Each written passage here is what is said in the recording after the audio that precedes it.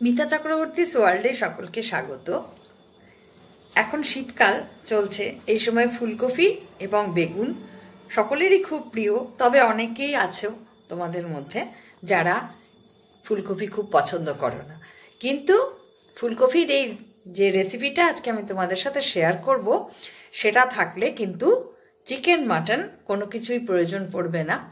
শুধু এটা হলেই কিন্তু খাওয়া হয়ে যাবে এবং মনে হবে প্রত্যেক দিন বেগুন ভাজা আর এটা তৈরি করে খাই। ফুলকপি দিয়ে কি রান্নাটা সেটা অবশ্যই দেখার জন্য আমার চ্যানেল সাবস্ক্রাইব করো, পুরো ভিডিওটা দেখো, দেখে জানাও কেমন লাগলো আমার এই রেসিপিটা।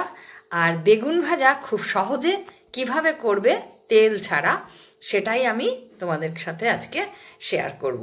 তাহলে চলো দেখে নেই আজকের রেসিপিটা কি করছি আমি। আজকের রেসিপি ফুলকপির মুগ পোলাও আর বেগুন ভাজা গরম গরম। এটা থাকলে কিন্তু মাছ মাংস কিছুই লাগবে না, চিকেন মাটন সব ফেল, ফুলকপির মুগ পোলাও দিয়েই কিন্তু খাওয়াটা আজকের দুপুরের হয়ে যাবে। এটার জন্য প্রথমে লাগবে সোনা মুগের ডাল। আমি 1 কাপ মতন সোনা মুগের ডাল সুন্দর করে ভেজে নিলাম, তারপরে ভালোভাবে ধুয়ে নিয়েছি। এর সাথে আর কি কি লাগছে সেটা চলো দেখে নিই। এর সাথে লাগছে ফুলকপি, এরকম বড় বড় করে আমি কেটে নিয়েছি। যেহেতু এখন শীতের সিজন, সেই জন্য ফুলকপিটা খুবই ভালো লাগবে, এটা সুস্বাদু লাগবে। আর এরকম বড় বড় করে আলু টুকরো করে কেটে নিয়েছি। আর মটরশুঁটি আমি ধুয়ে রেখেছি ছাড়িয়ে, কাঁচা লঙ্কা তো এর সাথে আছেই।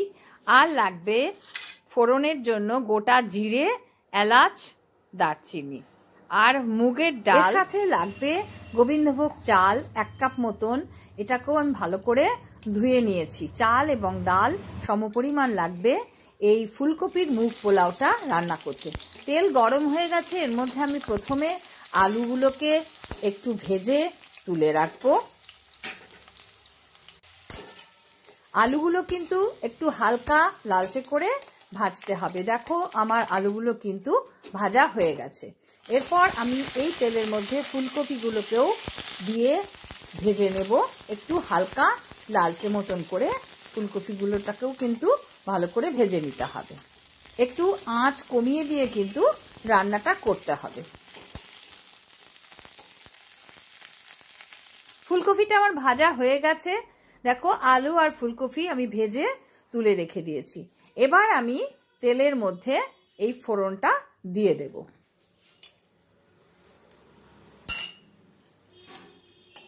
ফোড়নটা একটু ফ্রাই করে নেব। হয়ে গেছে ফোড়নটা একটু ভাজা। এরপর এর মধ্যে আমি মটরশুঁটিগুলো দিয়ে দিলাম। মটরশুঁটিগুলো দিয়েও কিন্তু একটু নাড়াচাড়া করব। এরপর এর মধ্যে আমি দেব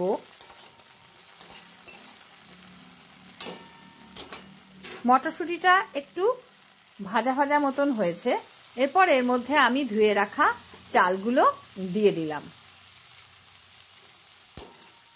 চালগুলো দিয়েও কিন্তু আবার একটু নাড়াচাড়া করে ভেজে নিতে হবে। অনেকে এর মধ্যে কিন্তু ঘি দিয়েও ভেজে নিতে পারো, তাহলে কিন্তু সেন্ট আরো সুন্দর হবে। এই ফুলকপির মুগ পোলাওটা কিন্তু গোবিন্দভোগ চাল এবং সোনামুগের ডাল দিয়ে করলেই সব থেকে বেশি ভালো হয়। এরপর ভেজে ধুয়ে রাখা সোনামুগের ডালটাও আমি এর মধ্যে দিয়ে দিলাম। সেটা দিয়েও আমি একটু ভাজা ভাজা করে নেব।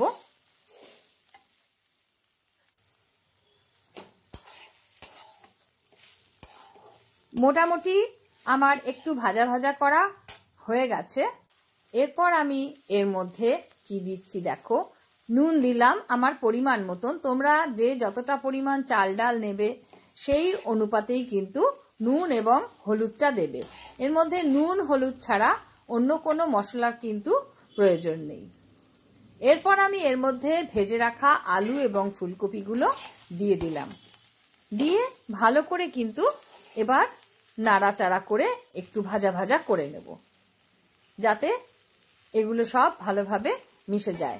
আমার মনে হলো আরেকটু নুন লাগবে, তাই আমি কিন্তু দিয়েছি। যেহেতু ফুলকপি এবং আলুতে কোনো নুন দিয়ে আমি ভাজিনি, তাই পরে আরেকটু নুন আমি দিলাম। এরপর জল একটু গরম করে কিন্তু এর মধ্যে দিয়ে দিলাম। যতটা পরিমাণ চাল এবং ডালের যতটা পরিমাণ হবে ঠিক তার ডবল পরিমাণ জলই কিন্তু এর মধ্যে ব্যবহার করবে, তাহলে কিন্তু এটা খেতে খুব ভালো লাগবে। কাঁচা লঙ্কা দিয়ে দিলাম। এরপর কিন্তু আমি ঢাকা দিয়ে 5 মিনিট ফুটতে দেব বা রান্না হতে দেব। 5 মিনিট পর দেখো খুলেছি, জলটা কত কমে এসছে। এবার কিন্তু আমি আবার ঢাকা দিয়ে দেব আরো কিছুক্ষণ রান্না করার জন্য এবং গ্যাসের আগুন কিন্তু কমিয়ে দেব। এটা লো আঁচে সবসময় করবে, তাহলে রান্নাটা খুব ভালো হবে। দেখো আমার রান্নাটা কিন্তু হয়ে গেছে, জলটা শুকিয়ে এসেছে।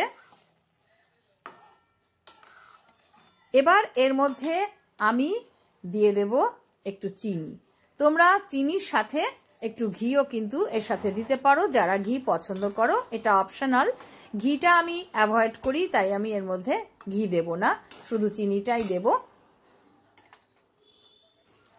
ফুলকপির মুগ পোলাও আমার রেডি। আর এর উপরে আমি একটু গরম মশলার গুঁড়ো লাস্টে নামানোর আগে ছড়িয়ে দেব, যাতে গরম মশলার সুন্দর ফ্লেভারটা এর মধ্যে রয়ে যায়। তো এটা যদি তোমরা রান্না করে খাও, অবশ্যই খাবে রান্না করে, দেখবে যে এটা রান্না করলে এটাই শুধু খাওয়ার জন্য বেস্ট। এর জন্য চিকেন মাটন কোনো কিছুর কিন্তু প্রয়োজন পড়বে না। রান্নাটা আমার হয়ে গেছে, আলু দেখো সেদ্ধ হয়ে গেছে,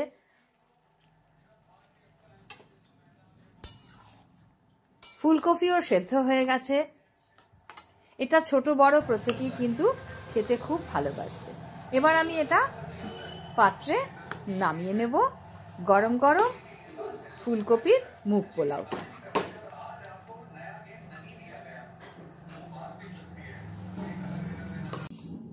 এর সাথে খাওয়ার জন্য নেব বেগুন ভাজা। বেগুন আমি এরকম গোল গোল করে কেটে নিয়েছি। এই বেগুনে কিন্তু কাটার পরে ভালো করে ধুয়ে নেব এবং এর মধ্যে শুধু নুনই কিন্তু দেব, মিষ্টি হলুদ কোনো কিছু কিন্তু দেব না। শুধু নুন দিয়ে ভাজলেই শীতের বেগুন কিন্তু খুব মিষ্টি লাগে। নুন দিয়ে এটাকে আমি মাখিয়ে নিলাম।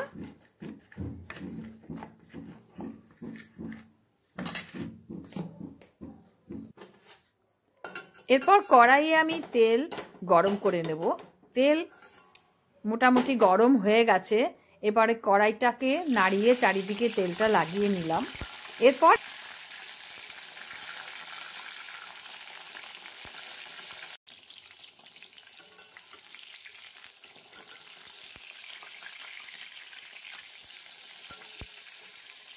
এক পিঠ একটু মোটামুটি হলে আমি বেগুনগুলোকে আবার উল্টে দেব এবং এইভাবে উল্টে পাল্টে কিন্তু বেগুনগুলো আমি একটু লালচে করেই ভেজে নেব। গ্যাসের আঁচ যেটা ফ্লেম, সেটা কিন্তু ফুল রাখতে হবে, যাতে বেগুনটা সুন্দর ভাজা হয়ে যায়। আঁচ কমিয়ে দিলে কিন্তু বেগুনটা সম্পূর্ণ তেলটা চুষে নেবে, তাই আঁচ ফুল রেখেই কিন্তু বেগুনটাকে আমি ভাজবো। এইভাবে উল্টে পাল্টে দুই পিঠ দেখে লালচে করে বেগুনটা আমি ভেজে নেব। বেগুনটা দেখো আমার কিন্তু মোটামুটি ভাজা হয়ে গেছে।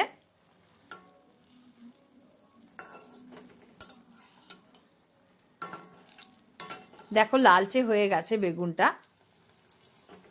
শীতের বেগুন কিন্তু খেতে খুবই মিষ্টি লাগে, তাই শুধু নুন মাখিয়ে বেগুন ভাজলেই কিন্তু খুব সুন্দর লাগবে খেতে। বেগুন আমার দেখো ভাজা হয়ে গেছে। এবার আমি বেগুনগুলো সমস্ত আস্তে করে খুন্তির সাহায্যে কড়াইয়ের এক পাশে রাখবো, যাতে সম্পূর্ণ তেলটা ঝরে যায়।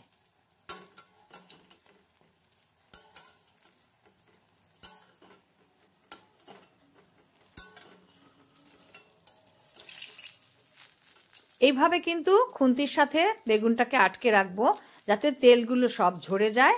এর ফলে বেগুনে কিন্তু তেল একদমই থাকবে না। তেলটা ঝরে গেলে তারপর আমি হাতার সাহায্যে এইভাবে বেগুন ভাজাটা কিন্তু আমি তুলে নেব।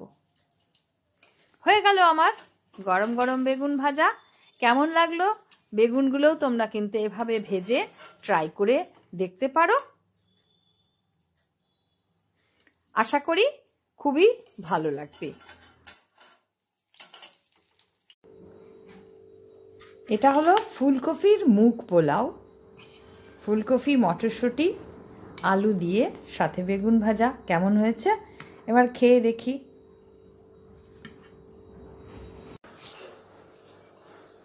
খেয়ে দেখা যাক কেমন হয়েছে।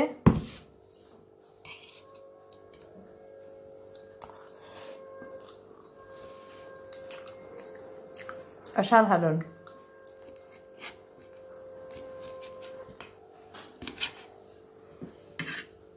সাথে বেগুন ভাজা।